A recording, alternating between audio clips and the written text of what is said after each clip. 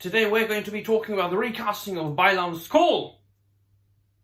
This joke sounded much funnier inside my head.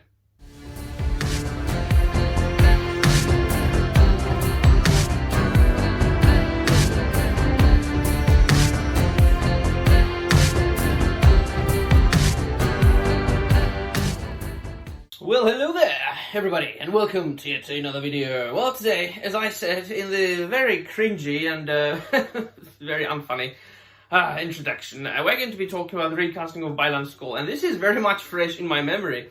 Ahsoka, because I just reviewed it a couple of days ago.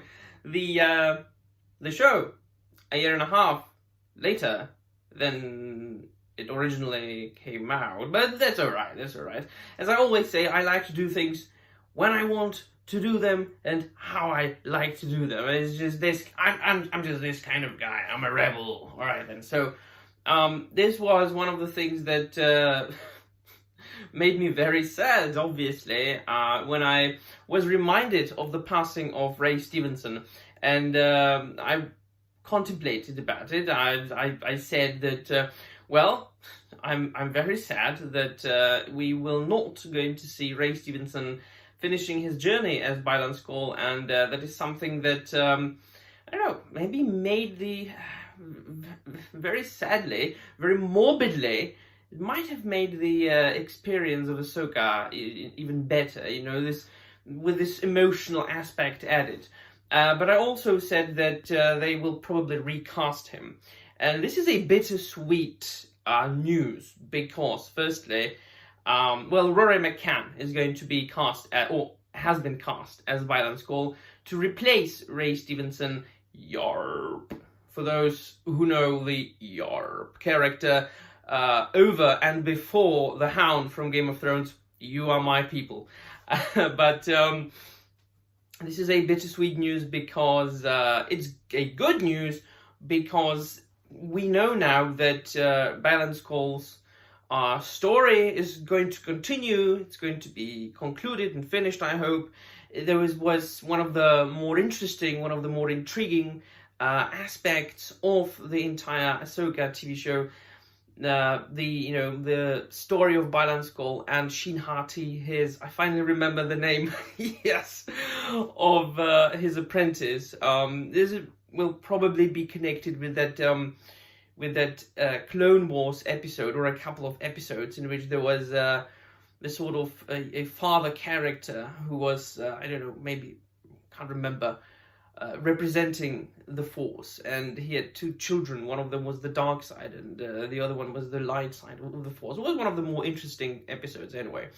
And so we leave Baylan Skoll in the last episode of Ahsoka walking up the arm of a statue of this father character, pointing somewhere in the distance on the planet that they found themselves on, and that's a good of a cliffhanger ending. And so the negative part of it, of course, is the recasting, and it's always sucks when a character is recast for one reason or another. Sometimes just you have to do that, right? Sometimes there is no other option.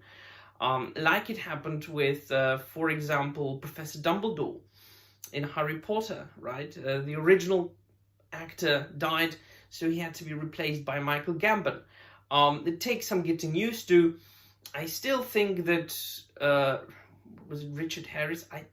I'm very much blanking on the name of the first Dumbledore actor. I still think that he looked like Dumbledore more than Michael Gambon, but then again, taking the age of the original actor into consideration, I don't think he would be able to pull off what Michael Gambon was able to pull off in the later films, in the later adaptations of the Harry Potter novels. I don't think he would be as agile or as physically able as Michael Gambon was. So that was the advantage there. But then, of course, there are instances where the recasting is done for different reasons, such as for when the original actor leaves for his or her own reasons.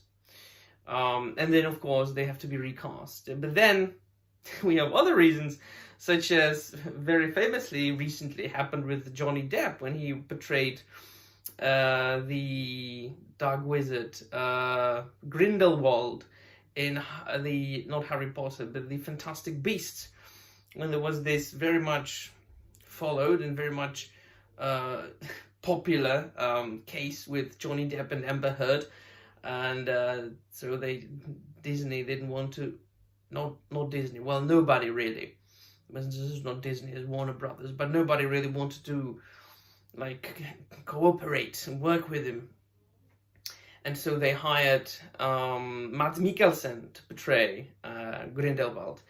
And this is, I think it's pretty much the same case, not the reasons for the recasting, but the effect that it will have on the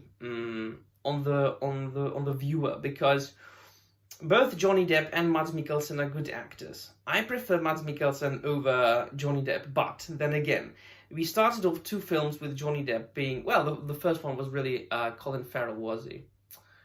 Yeah, so there you go. He was in disguise. But what I wanted to say, the change always like kind of messes up with your brain, or messes with your brain. Although I loved to see Mads Mikkelsen, I always love to see Mads Mikkelsen, but this is going to be even harder because Ray Stevenson is really a good actor, and that role fit him like a glove. But then again, I love Rory as an actor. He's a very good actor. I absolutely adored him in, yes, I did like him in Game of Thrones. He was one of the better portrayed characters, in the adaptation of the Song of Ice and Fire. So I'm very much interested in how he's going to pull that off, what he's going to do with a character. But at the end of the day, I am happy that they are going to continue with Baylan Skoll's story, because one other alternative that could have happened is that they would just get rid of the character altogether, or that they would just say, Baylan Skoll disappeared and went to pursue his own goals. Full stop, we're not going to come back to him. And that would be like, Jesus fucking Christ, I wanted to know about him. He was the most interesting character in the show.